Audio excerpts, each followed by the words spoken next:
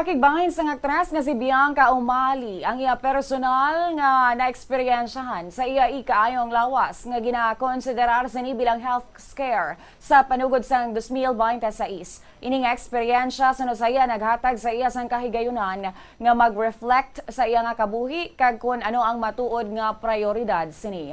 Sa iya post nag-upload ang aktres sang black and white nga mga litrato nga nagapakita sang iya nga pagpaayo dito sa ospital. Bisan wala niya gin isa-isa o kung gin detalye kung ano ang iya nang inbalatian, gin pasiguro niya sa iya mga fans nga subong maayo na ang iya nga kondisyon. Nagpahanumdum ini sa tanan nga hindi pagkalimtan nga halungan ang lawas samtang padayon nga nagapangatubang sang pressure sa trabaho. Gin pahanumduman ni Bianca ang importansya sang pagpahuway, pag-atipan sang kaugalingon kag paghatag sang prioridad sa health.